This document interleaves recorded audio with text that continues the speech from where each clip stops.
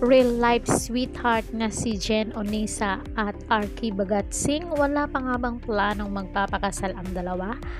Ayon sa kanila, kasal muna bago anak. Pinaplano talaga nila ang pag-aasawa pero hindi na muna sa ngayon. Ang daming naiyak sa Sinimalaya entry na Love Child. Naiyak sila dahil sa kwento ng pelikula na first Sinimalaya entry ng Regal Films. Pinagbibidahan ito ni na Arky Bagatsing at Jen Onisa.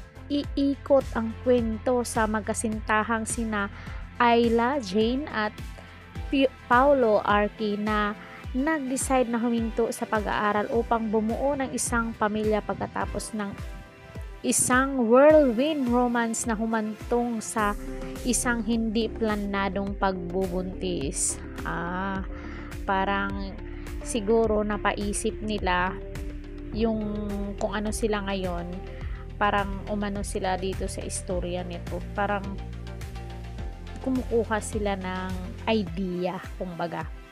Makalipas ang 4 na taon, nalungkot sila nang malaman ang kanilang anak na si Kali ay na-diagnose na may autism.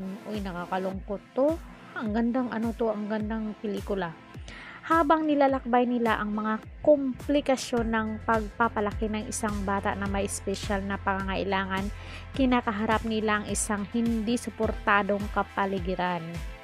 Ito talaga, masakit talaga to sa parents kasi syempre may tendency or ibubuli talaga yung anak mo pag may kapansanan. Alam mo naman dito sa realidad ng mundo, ganun yung pangyayari talaga. Hinamo ng kanilang journey ang kanilang relasyon at ang pangarap ng isang kompleto, maayos na pamilya na pinipilit nilang makahanap ng lakas at katatagan sa mga pagsubok sa responsibilidad sa anak.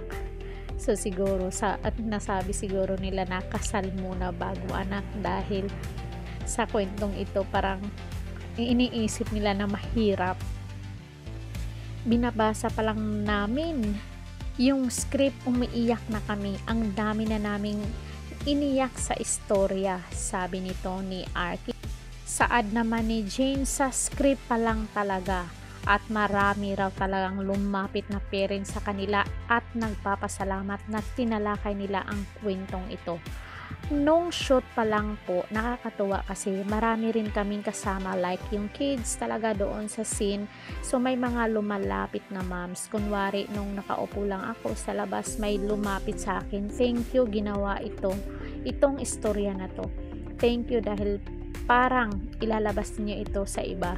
Maririnig yung istorya namin. Tapos doon pa lang natouch ako, and then yun nga, yung trailer, sinasabi nila na ginagamit yung platform to share their story, sabi pa ni Jin sa isang napanayam niyang interview.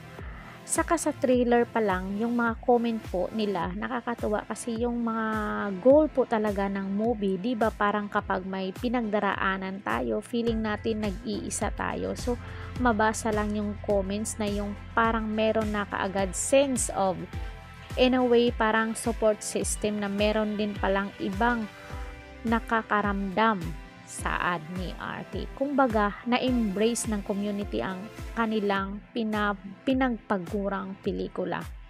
Ayon, yung message ng inbox namin nung nilabas yung trailer, lahat sila looking forward to watch. Wow, ang gandang pelikula to at kaabang-abang. Samantalang kung yung parents sila sa Love Child, hindi naman nila pinipressure ang sarili ang maging mga magulang na sa totoong buhay. Yun nga, hindi ko pinipressure yung sarili ko ngayon. Wala akong timeline na sinusunod sa ngayon. Parang nandito lang ako sa anong yung kailangan ko ngayon.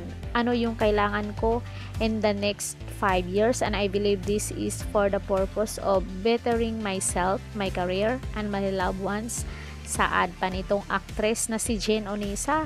Kahit dream wedding, wala pa sa pinag-uusapan ng magkarelasyon na napagkamalang package deal na sa kanilang mga proyekto. Talaga, Wala po, hindi kasi ako yung type na my dream wedding kasi napapanood ko yun, mga ganun sa movies, talagang bagets pa lang sila, may journal na dapat ganito ganyan, 'di ba? Dalawa ang dream, dibu and wedding.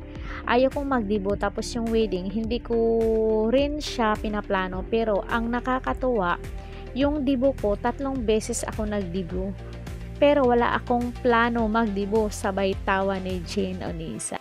So may nagtanong din sa kanila, pero sa totoong buhay, mas gusto ninyong pakasal muna bago magkaanak o kagaya sa movie na nagkaanak kahit walang kasal?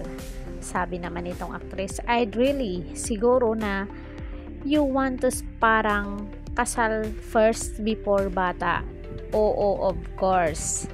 Dagdag ni Arkis, syempre doon yun para siguro pag nag-set ka na ng priority, okay, family na tayo, sunod-sunod na, step by step.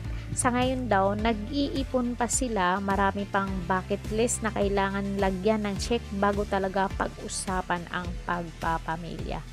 Ang Love Child ay directed and story by Jonathan Jurella, at kabilang sa mga producer nito ay si Mother Lily with his daughter Rosel Monteverde at apong si Kate Monteverde, na isang abogado sa Amerika pero sa bansa natitira upang ipagpatuloy ang ginagawa ng kanyang lulang na mayapa na sa edad na 84. So, anong pahayag nyo dito mga marites? Comment na dyan sa baba para mabasa natin ang inyong mga naging saloobin dito. Don't forget to like, share, and subscribe Caridad Official TV para ma-update kayo sa ating mga latest dito sa showbiz. Ring bell all nyo ako. Hanggang sa muli and thank you so much!